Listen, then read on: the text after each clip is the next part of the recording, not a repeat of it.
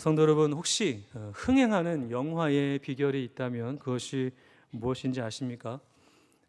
영화를 좋아하시는지 잘 모르겠지만 그 흥행하는 영화는 그 비결이 있습니다. 그 비결은 바로 반전입니다. 반전.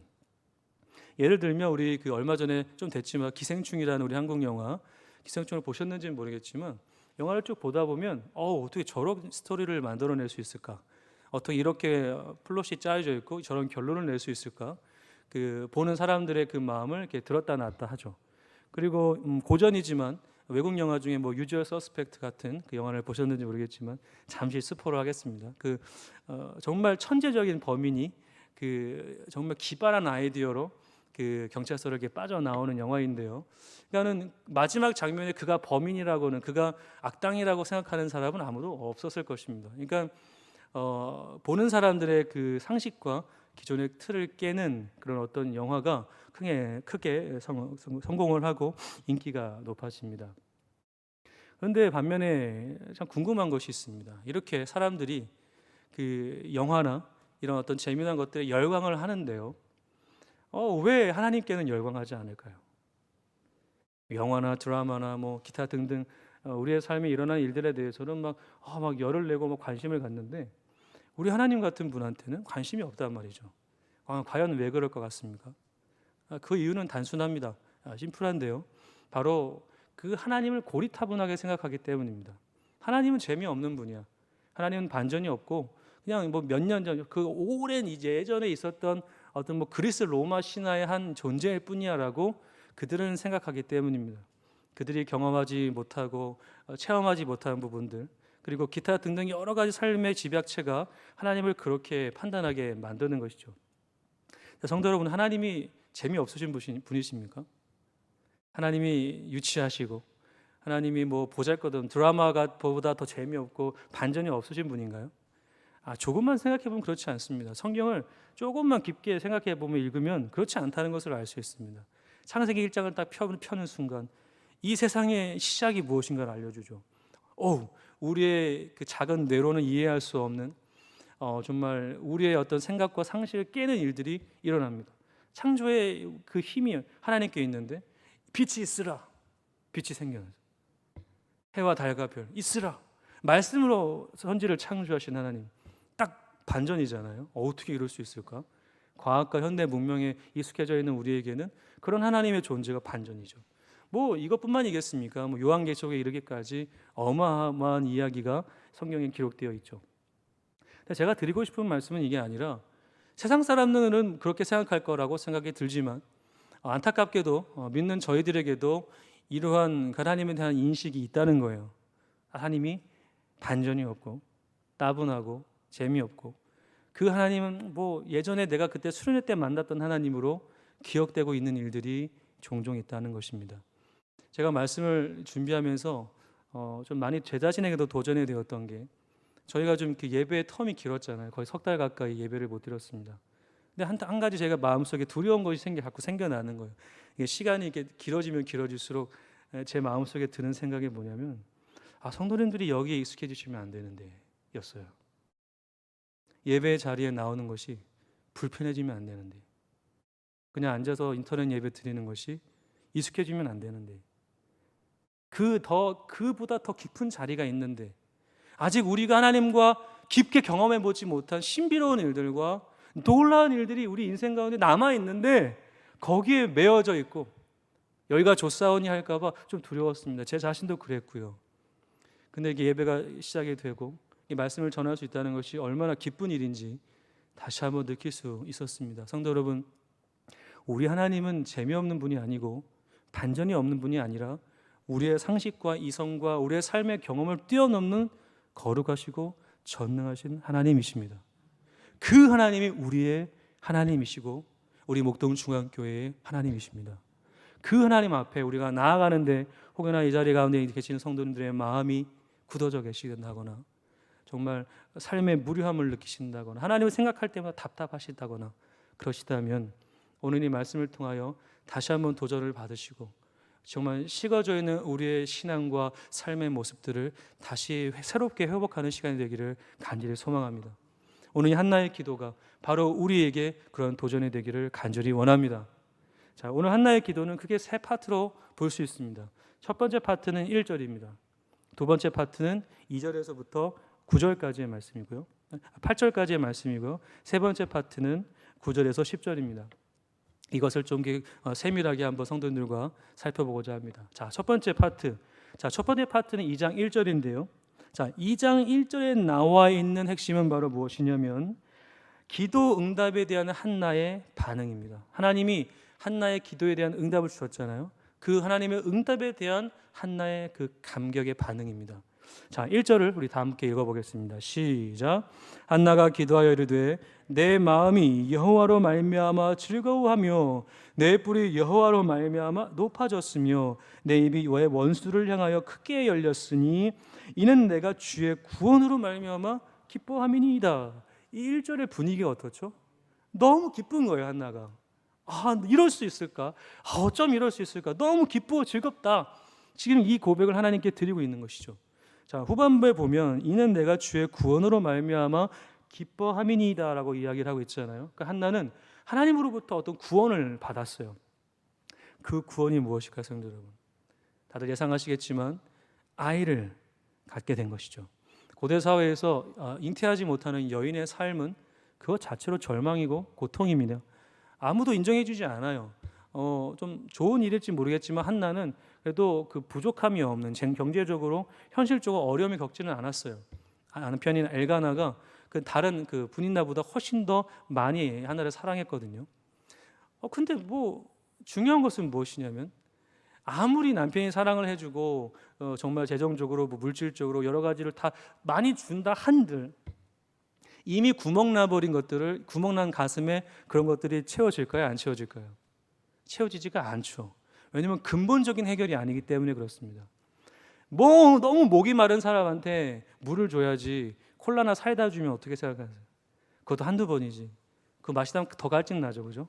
시원한 냉수 한 그릇이 좋단 말이죠. 근데 그게 아니라 한나는 계속 뻥 뚫린 가슴을 안고 살아갈 수밖에 없었어요. 그런데 더 안타까운 것은 이 분이나라고 하는 이 둘째 부인이 한나를 되게 괴롭히는 거예요. 막 괴롭히고 힐난하고 당신이 아이 못 낳지, 아이는 못 낳은 게 죄야, 당신은 그렇게밖에 살 수 없어, 막 정죄합니다. 그러니까 누구는 뭐 안 낳고 싶었겠습니까? 자기도 한나도 얼마나 아이를 갖고 싶어 했겠어요. 근데 문제는 그게 안 되는 거죠. 그러니까 이도저도 안 되는 자신의 상황 속에서 갇혀버린 한나의 입장에서 하나님이 주신 이 아이는 정말 그 한나의 전 인생을 바쳐도 정말 다 불살라서 하나님께 드려도 아깝지 않을 만큼의 응답이었던 것이죠. 자, 그런데 성도 여러분, 제가 드리고 싶은 말씀은 이게 아닙니다. 한나가 기도해서 하나님이 응답해 주셨다. 끝. 그건 너무 쉽죠. 이 얘기를 드리려고 하는 것이 아닙니다. 자, 성도 여러분, 자, 한나가 궁극적으로 하나님께 기도할 수밖에 없었던 이유가 1장에 나오는데요. 제가 한번 읽어보겠습니다. 자, 1장 4절과 5절입니다. 엘가나가 제사를 드린 날에는 제물의 분깃을 그의 아내 분인나와 그의 모든 자녀에게 주고 한나에게는 갑절을 주니 이는 그를 사랑함이라. 여기까지는 뭐 알겠습니다. 그런데 그 다음 내용이 뭐죠? 그러나 여호와께서 그에게 임신하지 못하게 하시니. 성도 여러분, 한나가 이 사실을 알았을까요? 몰랐을까요? 한나가 하나님이 잉태하지 못하게 하신다는 것을 한나가 알았을까요? 몰랐을까요? 몰랐죠. 어떻게 압니까? 알았으면 한나가 이렇게 괴로웠겠습니까? 아니죠. 몰랐습니다. 그러니까 우리의 인생도 마찬가지예요. 우리의 살아가는 삶의 문제가 이게 도대체 무엇 때문인지 우리는 알 길이 없습니다. 자, 여기서 한 가지 질문을 드려볼게요. 중요한 질문입니다. 자, 우리가 기도를 하기 때문에 하나님이 응답을 하시는 것입니까? 아니면 응답을 주시기 위해서 우리를 기도하게 하십니까? 다시 한번 말씀드려볼게요. 우리가 기도를 열심히 하고 잘하기 때문에 하나님이 그것에 감격해서 그렇게 열심히 기도하는구나, 내가 응답해 줄게 하십니까? 아니면 응답을 주시기 위해서 기도의 자리로 우리를 부르십니까? 후자죠. 아멘. 너무 감사합니다. 후자입니다. 그러니까 이 전자의 내용은 뭐죠? 우리에게 의가 있는 거예요. 내가 잘하니까, 내가 기도를 이렇게 하니까 하나님이 주셨다. 물론 이것도 중요한 부분입니다. 또 주실 수도 있어요. 그러나 이게 아니라는 거, 이게 전부가 아니라는 거, 여기에 매여 계시면 안 돼요. 하나님이 원하는 자리는 응답 자체만 우리가 받고 하나님 감사합니다로 끝나는 게 아니라 그 응답하시는 하나님을 알아가게끔 하시기 위하신다는 거예요. 자녀를 얻고 끝이 아니라 도대체 이걸 왜 나에게 주셨지를 생각하게 만드신다는 거예요. 그러니까 응답 자체는 하나의, 죄송한 표현이지만 옵션이에요. 옵션.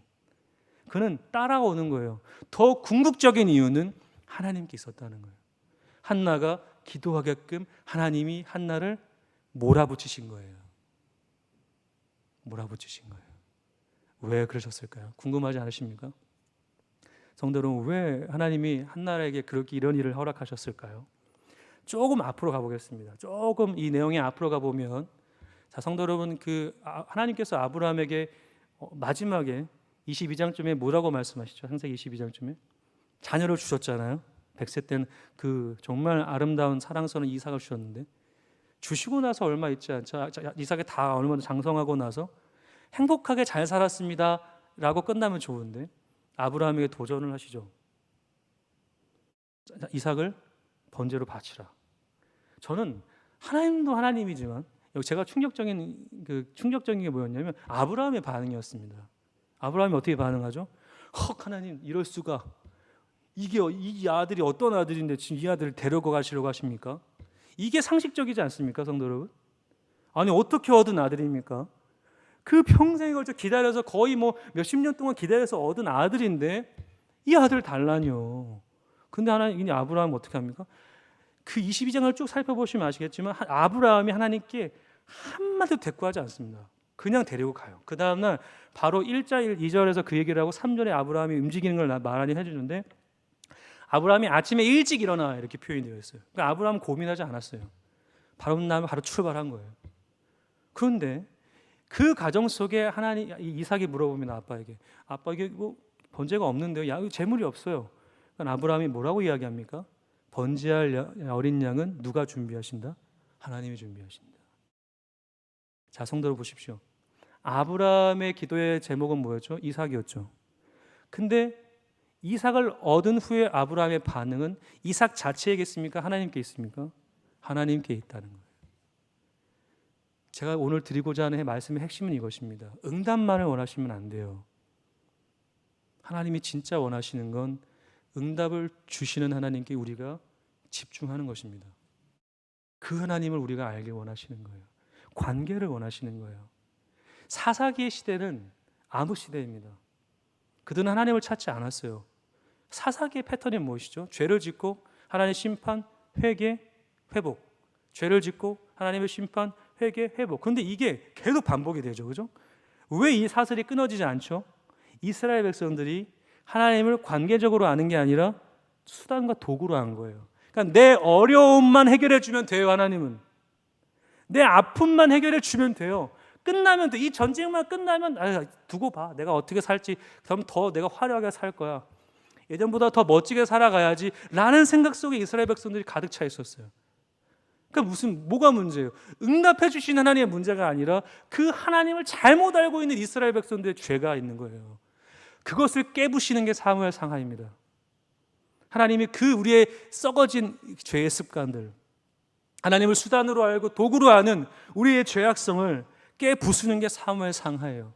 그래서 하나님이 그것을 가르쳐 주기 위해서 한나라고 하는 여인에게 고통을 주시고, 그 고통 속에서 얻은 그 아이가 진짜 하나님의 선물이 아니라 하나님 자신을 바라보게 되는 것이 하나님의 선물이라는 것을 깨닫게 하기 위해서 하나님이 사무엘 상이라고 하는 그 첫 장의 1장과 2장에 이 내용을 실어주신 거예요. 그리고 나머지의 모든 과정, 그 가운데 일어나는 모든 에피소드들이 그 하나님을 알아가는 그 뒤섞임이 있어요.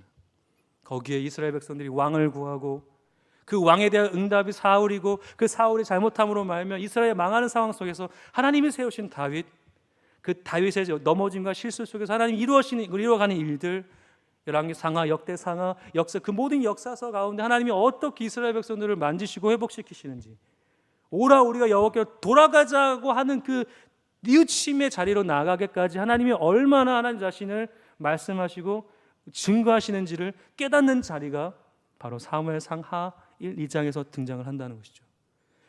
한나는 그래서 하나님의 이 초청 앞에 자신을 내어 맡깁니다. 그리고 뒤섞이고 하나님과의 그 씨름 속에서 한나가 궁극적으로 발견한 것은 무엇이냐면 그 1장, 이제 한나가 1장 11절에 이런 기도를 해요. 하나님께. 자, 서원하여르되 만군의 여호와여, 만일 주의 여종의 고통을 돌보시고 나를 기억하사 주의 여종을 잊지 아니하시고 주의 여종에게 아들을 주시면 감사합니다. 끝. 이게 아니죠. 하나님 감사하겠습니다. 제가 행복하게 살게요. 드디어 분인 나에게 내가 복수하게 생겼습니다. 잘 될 것. 이게 아니죠. 후반부에 뭐라고 말하죠? 내가 그의 평생에 그를 여호와께 드리고 삭도를 그의 머리에 대지 아니하겠나이다. 무슨 말입니까? 하나님께 드릴게요. 이 얘기예요. 흐름 속에, 전체적인 흐름 속에 이렇게 기도하는 사람이 있었습니까? 이 모든 가정 속에서? 없습니다. 없어요. 그 모든 일련의 여호수아서 지나고 사사기 지나고 룻기 지나고 그 하는 모든 과정 속에서 이렇게 하나님께 나를 드릴게요 라고 고백하는 그리스도인이 없었다라는 거예요. 근데 이 그리스도를 누가 만들었어요? 한나 스스로가요? 한나 스스로가 와 맞아 이게 이렇게 되는 거야, 하나님께 드려야지 하나님 응답해 주시는 거야, 스스로 깨달았습니까? 아니죠. 하나님이 만드신 거예요. 하나님이 한나를 기도의 자리로 부르시고 그 씨름 속에서 뭘 발견한 거예요? 한나가 하나님을 본 거죠. 하나님이 이걸 원하셨겠구나. 그래서 드리는 거예요. 제가 왜 말씀을 드릴까요, 성도 여러분? 어렵게 얻었어. 정말 평생의 소원을 이뤘는데 그것을 어떻게 다시 드릴까요? 그 무슨 말입니까? 응답이 한나에게 중요한 건가요? 아니면 하나님과 한나와의 관계가 중요한 건가요? 후자 쪽이잖아요. 응답 자체가 중요한 게 아니라는 거죠. 제가 왜 이 말씀을 드립니까? 2장 그 다음에 나오는 사무엘상 2장 2절에서부터 제일 중요한 말씀이 이제 8절까지 쭉 이어지는데요. 이것에 한나가 진짜 하고 싶은 말이 담겨져 있어요. 하나님 감사합니다는 1절에 한 번만 나오고 두 번째 2절 3절부터 쭉 8절까지 하나님이 어떤 분이신가에 대해서 한나가 계속 고백합니다. 두 번째 파트는 이래요. 자, 하나님은 완전하시다. 주와 같은 분은 없다. 그리고 우리의 인생의 기준은 오직 하나님이다. 이 얘기를 합니다. 자, 2절 볼까요? 여호와와 같이. 이 얘기가 바뀌죠. 분위기가 바뀌어요. 이 기도의 포커스가 처음엔 자기의 기쁨에 있다가 이게 갑자기 순간 하나님께로 확 향합니다. 하나님이 이런 분이시지. 이 기도를 듣고 있는 이 땅의 많은 백성들에게 한나가 뭘 말하고 싶은 겁니까? 여호와와 같이 거룩하신 이가 없으시니 주밖에 다른 이가 없고 우리 하나님 같은 무엇도 없으심이라. 반석도 없다. 여호와 외에는 크심이 없다라는 거예요. 하늘 위에 주님밖에 없다는 거예요. 한나가 그걸 깨달은 거예요.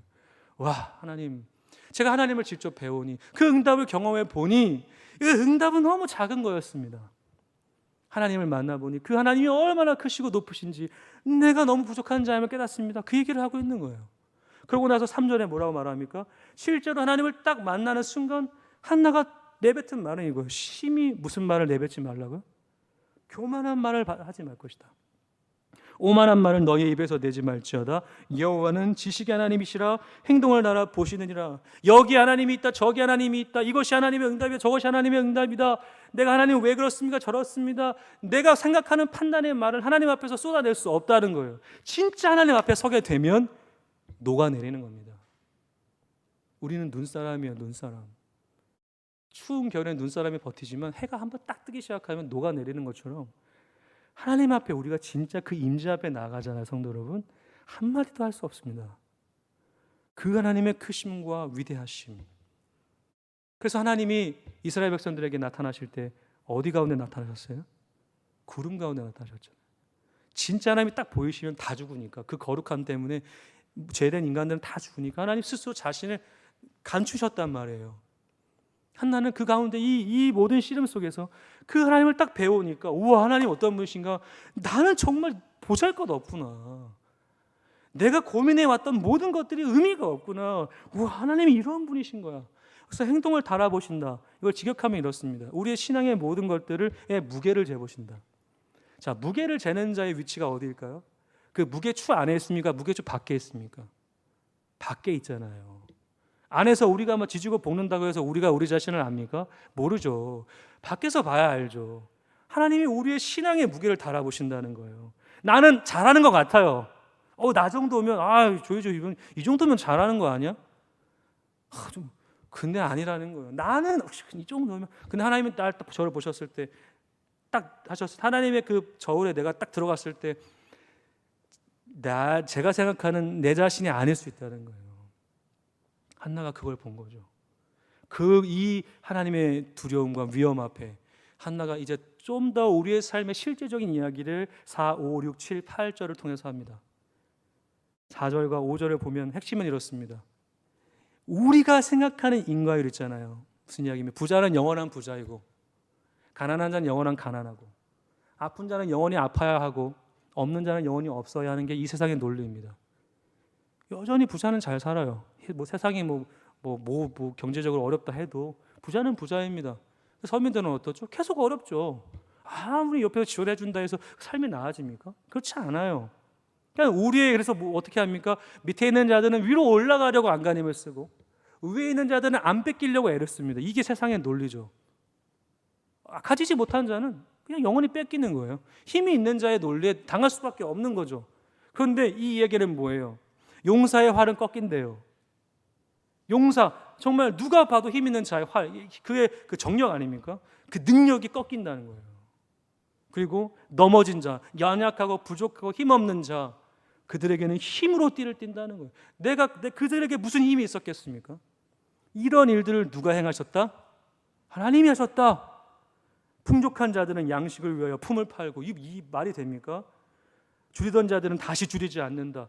우리의 상식을 뛰어넘는 일들이 하나님으로부터는 이루어질 수 있다는 거예요. 사랑하는 성도, 우리 하나님이 이런 분이라는 거예요. 그 하나님이 우리의 삶에 임재하시는데 왜 열광을 하지 않을까요? 우리가 왜 그 하나님을 더 구하지 않을까요? 찾지 않을까요? 왜 두드리지 않을까요? 왜 그럴까요? 하나님을 내 수준에 맞춰서 생각하기 때문입니다. 이 정도면 뭐 다 아는 거 아니야? 내가 이 정도 위치인데. 그러니까 계속 거기에서부터 머물러 있어서 그 이상에 있는 우리 하나님을 자꾸 경험하지 못한 채 계속 신앙의 넘어짐만 경험하는 거죠. 해봤는데 안 되더라. 무슨 말입니까? 해봤는데 왜 안 돼요? 그건 내 기준에서 판단하는 거죠. 하나님은 그런 분이 아니다. 6절, 7절, 8절은 우리의 궁극적인 인생의 주관자 하나님이심을 다시 한번 고백하죠. 여호와는 죽이기도 하시고 살리기도 하시고 수월에 내리기도 하시고 올리기도 하시고 낮추기도 하시고 부하게도 하시고 가난하게도 하시고 높이시는 하나님, 가난한 자가 왕의 자리에 올라서 하나님의 영화를 누릴 수 있다라는 이야기를 합니다. 와, 얼마나 소름 돋는 이야기입니까? 이 얘기를 좀 바꿔서 해볼까요, 성도 여러분? 하나님 앞에서는 우리가 가지고 있는, 성도님들이 가지고 있는 모든 것들은 의미가 없습니다. 좋은 차, 좋은 학력, 좋은 외모, 건강, 부유함, 아무 소용이 없습니다. 하나님은 그것을 통해서 성도님들에게 복을 주시거나 은혜를 주시거나 구원해 주시는 것이 아닙니다. 하나님은 하나님 스스로 일하십니다. 그리고 그 연약한 자들을 하나님 스스로 세우십니다. 그 하나님을 아느냐 못 아느냐가 신앙의 기준입니다. 교회의 생존이 거기에 달려 있습니다. 그 하나님을 갈망하느냐, 여전히 우리에게 본래를 허락하시고자 하시는 그 하나님의 정말 끌어넘치는 그 은혜와 사랑을 우리가 갈망하느냐, 그것을 우리가 알아야 한다는 것이죠. 그리고 9절과 10절 말씀은 바로 세 번째 파트에는 그 하나님의 통치를 얻은 자의 복과 그리고 그 누구도 하나님을 대적할 수 없다는 이야기를 합니다. 하나님 안에 있는 자, 그 순례자의 길을 가는 자들의 발은 항상 부르틀 수밖에 없어요. 예루살렘을 향하여, 여호와의 성전을 향하여 나아가는 자들의 그 발걸음은 항상 아프죠. 왜냐하면 그 가는 길이 비포장로로고 자갈밭이고 정말 가시밭이고 정말 험난한 길이잖아요. 근데 그 길을 걸어가는 자들의 발을 지키신다는 거예요, 하나님이. 10절에 보면. 그리고 그런 순례자들을 호신탐탐 노리는 그 어둠 속에서 숨어있는 그 악인들을 잠잠케 하시고 힘으로는 하나님을 이길 수 없다라고 딱 못을 박으시죠. 그리고 여호와를 대적하는 자, 그 하나님을 이렇게 하나님의 통치와 하나님의 다스림을 거부하는 자는 산산이 깨어진다. 지금 당장 우리 눈에 보이는 그 악인들, 성도님들이 경험하는 세상의 그 모든 악과 그 부정의 일들이 잘 돼 보이는 것 같지만 실상 그렇지 않다는 거예요. 하나님은 그 모든 것들을 반드시 심판하시고 당신의 백성들을 온전케 세우시며 하나님의 영광의 자리에 불러주신다라는 것이 한나의 기도의 마무리였습니다.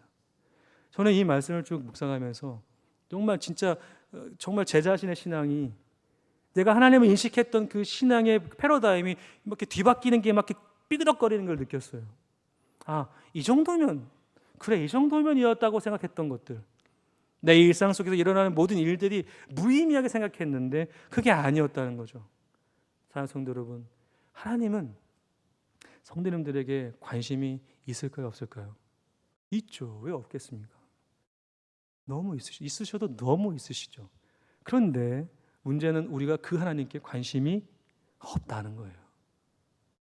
이 부분은 우리가 깊게 생각해 봐야 돼요. 그렇다면 이 말씀이 우리에게는 어떻게 적용이 될까? 두 가지로 말씀을 드리고 마치고자 합니다. 첫 번째, 이 한나의 기도가 우리에게 주는 적용은 바로 우리 신앙의 기준이 오직 하나님, 우리 인생의 기준이 오직 하나님이 되어야 한다라는 것입니다. 이 얘기는 좀 더 구체적으로 말씀을 드리면 신앙과 현실의 삶이 나뉘어서는 안 된다는 거예요. 제가 이 코로나 사태로 쭉 예배가 이렇게 중단이 되고 가장 힘들었던 게 뭐냐면, 그러니까 말씀을 전할 수 있는 이제 기회가 적어지잖아요, 그죠? 말씀을 이렇게 전하는 기회가 적어지다 보니까 어떤 제가 그 아픔이 이렇게 좀 어려움이 있었냐면 이렇게 게을러지는 거예요. 게을러지고 무뎌지고 다른 데 막 관심을 갖고 내 삶의 문제를 해결하기 위해서 막 몸부림치는, 그러니까 되게 육적인 사람으로 바뀌어가더라고요. 이 갭을 줄이는데 상당히 오랜 시간이 걸렸습니다. 저도 이런데요. 물론 성도님도 저보다 나으시니까 더 잘하시겠지만 이 갭을 줄이는 게 너무 힘들었어요. 그러니까 그 단적인 예로 너무 예민해지니까 사람이 자꾸 다퉈요, 가정에서. 그리고 어떤 일이 있었냐면 저희 장모님이 이제 좀 몸이 안 좋으셔서 이제 윤희를 돌봐주실 수가 없으셔요. 그래서 이제 지금 울산에서 요양을 가고 계시는데 이제 아내가 이제 집안 사정 때문에 일을 하고 있는데요. 뭐 일을 보내는 제 마음이 좋겠습니까? 근데 이제 물론 그 안타까움은 있는데 이게 현실적으로 제가 이제 이렇게 집안 살림을 좀 도맡아 하게 되는 게 됐어요. 이렇게 윤희를 등원시키고 하원시키고 밥 먹이고 뭐 목욕시키고. 근데 이게 성도 여러분 너무 힘들더라고요. 정말 이 표현이 좀 가격한데요, 미치는 줄 알았어요. 한 2주 정도는 내가 나갈 정도에 일어나질 못하겠는 거예요, 새벽에. 왜요? 녹초가 되는 거예요.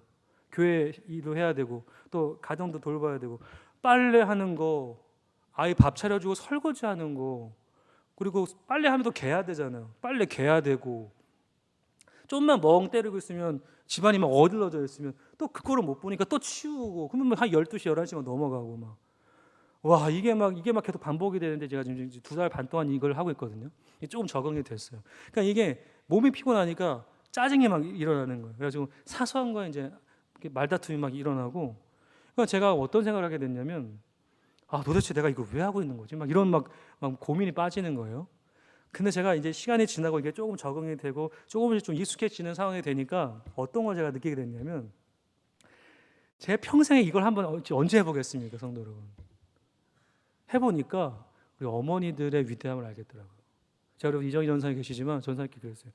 어머니 대단하다고. 진짜 아이 키우는 게 정말 상상 초월한 일이라고. 아이 낳는 것도 물론 힘들죠, 그죠? 근데 키우는 게 더 힘든 거예요. 애는 크면 클수록 요구하는 건 많지, 해달라는 건 많지, 또 놀아달라 그러지. 뭐 먹이고 입히고 놀아주고 재우고 막 씻기고. 와, 이게 뭐냐면 영적으로 이거를 제가 막 충만하지 않으면 이게 못 버티겠더라고요. 그러니까 자연스럽게 하나님을 찾을까 안 찾을까요? 찾아요. 그리고 자연스럽게 우리 성도님들이 이렇게 힘들게 사시는구나. 그걸 다시 한번 제가 이렇게 깊게 깨달았어요. 와, 이거 진짜 장난이 아니구나. 뭐 이제 우리 아버지 되시는 우리 집사님들도 같이 계시지만 물론 비슷합니다. 그러니까 뭐냐면 이 삶의 갭을 줄이는 일들이 하나님을 인식하지 않으면 쉽지 않다는 거예요. 사랑하는 성도 여러분, 모든 순간과 상황 속에서 하나님이 있게 하실 수 있도록 하나님의 그 인도하심과 이끄심에 내가 민감하게 반할 수 있도록 자신을 자꾸 쳐야 합니다. 그게 일상에도 나와야 돼요. 일상에서도 교회 안에서만이 아니라 내 가정 안에서, 내 직장 안에서, 요즘은 더 하죠. 그렇죠? 우리가 영적으로 많이 무뎌진 시기니까 이것을 회복하기 위해서 성도 여러분, 올 한 해가 다 갈 수도 있어요. 제가 속단한 건 아니겠지만 이것을 회복하기 위해서 석 달 동안 무뎌진 우리의 영적인 칼날을 갈기 위해서 올해를 다 보낼 수도 있다고요. 그걸 각오하셔야 돼요, 성도 여러분. 그거 놓치시면 내년 장담하기 어렵습니다. 성도 여러분, 신앙이 더 자라날 것이라고 기대하기가 어려워요. 사랑하는 성도 여러분, 그렇기 때문에 두 번째 적용점을 우리가 가야 하는데요, 그것이 바로 하나님의 다스림과 통치에 우리가 순복해야 한다는 겁니다. 하나님은 우리가 무뎌질 것을 아실까요? 모르실까요? 너무 잘 아십니다. 그래서 무엇을 허락하십니까? 순종의 자리를 우리가 기뻐할 때까지 고통을 주십니다. 한나가 그랬죠. 우리도 그렇습니다. 성도 여러분, 내 인생 속에, 지금의 성도님들 삶 속에 문제가 없고 아무런 기도할 것이 없습니까? 문제가 있는 겁니다. 그게 문제가 있는 거예요. 그것을 오히려 기뻐하시면 안 됩니다. 제가 아까 계속 누누이 말씀드리지만 이 정도면 괜찮지라고 생각하시는 순간 하나님과의 관계가 찌지지지지 깨집니다. 아니에요. 그렇지 않습니다. 하나님은 근데요, 감사한 것은 이런 우리를 가만두실 수 없기 때문에 하나님이 그냥 에휴 정말 안 되겠구만 이렇게 우리를 내버려 두시면 우리가 답이 없는데요, 하나님은 그게 아니라 하나님께서 우리를 사랑하시기 때문에 고통을 주시는 거예요. 우리가 하나님을 찾도록 말이죠. 우리가 하나님을 바라보도록 어쩔 수 없이 울부짖게 만드십니다. 이게 진짜 기도의 본래의 모습이에요. 내가 원하는 것을 이루기 위해서 기도하는 것 같지만 사실상 그게 아니라 그 문제가 하나님을 찾게 하는 데의 과정이고 도구라는 거예요. 때문에 지금 문제를 안고 고통 속에서 기도하고 계실 성도님들이 이 자리에 계시다면 하나님이 그 성도님을 만나길 원하신다는 거예요. 응답? 그거는 나중 문제입니다. 그것 자체가 하나님의 정말 전부라고 생각하셔서는 안 됩니다. 제가 왜 이 말씀을 드린지 아십니까? 부활을 예수님께서 이루시기 위해서는 십자가를 지셔야 했습니다. 십자가를 지셔야만 부활을 우리가 얻을 수 있었습니다. 십자가 없이 부활을 갈 수가 없었어요. 사랑하는 성도 여러분, 우리 주님도 하나님의 뜻을 이루시기 위해서 그 고통을 겪으셔야만 했어요. 우리 모든 신앙의 선조들이 이 과정을 통해서 하나님을 증거했어요. 아브라함을 통해서 믿음이 무엇인지 알았잖아요. 여호와 이레가 무엇인지 알았어요. 아브라함을 통해서 알았습니다. 사도 바울이라고 하는 그 위대한 사도를 통해서 오직 의인은 믿음으로 말미암아 산다는 것을 알았습니다. 근데 그 고백이 쉽게 나온 게 아니에요. 죽음을 경험해야 했고 정말 많은 사람들의 오해를 받아야 했고 교회의 핍박도 받아야 했고 외부적인 핍박도 받아야 했고 이리 치고 저리 치는 모든 고통과 그 모든 아픔을 다 겪고 나서 그가 했던 고백이 바로 하나님은 믿음을 보신다는 거였거든요. 그 믿음을 통해 일하신다는 거였어요. 그러니까 무엇입니까? 지금 있는 우리의 삶의 고통이 우리를 절망으로 이끄는 것이 아니라 도리어 우리가 하나님을 바라보고 그 하나님의 임재를 경험하고 새롭게 되는 하나의 과정입니다. 성도 여러분께서 아이를 출산하실 때 어떤 엄마도 이런 생각을 하지 않았을 거예요. 고통 없이 아이를 낳을 거라고. 그 아이를 낳을 때 가장 먼저 찾아오는 게 뭐죠? 아픔이, 배 아프잖아요. 정말 창자가 저희 어머니 표현으로는 창자가 찢어지는 줄 알았다 하셨어요. 그 고통이 있고 나서 출산의 기쁨을 맞이하는 것처럼 사랑하는 성도 여러분, 그 기쁨이 있기 때문에 오늘도 우리가 기도의 자리로 나아가는 것입니다. 그러니 염려하지 마십시오. 지금 당장 내가 원하는 것이 이루어지지 않아도 나의 울부짖음을 하나님이 안 들어주시는 것 같아도 하나님이 안 들어주시는 게 아닙니다. 그 하나님께서는 이미 우리에게 필요한 것을 주셨을 수도 있어요. 내가 원하는 것이 아닐지라도 하나님이 주신 거라면 아멘할 수 있어야 되지 않겠습니까? 우리 주님이 그러셨잖아요. 십자가 지고 싶지 않았어요. 우리 주님도. 그 잔이 넘어가길 원했으나 하나님이 원하신 일이었기에 주님이 순종하셨죠. 그러나 그것이 하나님의 영광을 나타내고 지금 우리가 이 자리에 있는 증거가 될 수 있는 것입니다. 말씀을 정리하겠습니다. 사랑하는 성도 여러분, 하나님은 놀라우신 분입니다. 우리가 지금 알고 있는 하나님보다 더 크시고 더 놀라우신 하나님이십니다. 그 하나님을 우리가 함께 기대했으면 좋겠습니다. 하나님, 앞으로 내 삶에, 나의 신앙에, 우리 교회에, 또 이 세계와 이 나라 민족 가운데 어떤 일들을 이루어 가실지 우리가 갈망했으면 좋겠습니다. 하나님, 오 하나님, 이 모든 사태를 통하여 어떤 일을 이루어 하십니까? 우리가 그 하나님을 구했으면 좋겠습니다. 또한 우리 안에 있는 많은 고통과 어려움이 있다 할지라도 그것이 우리의 문제가 아니라 하나님이 우리를 만나기 위하여 우리를 지금 부르셨다고 하는 것에 감사하면 좋겠습니다.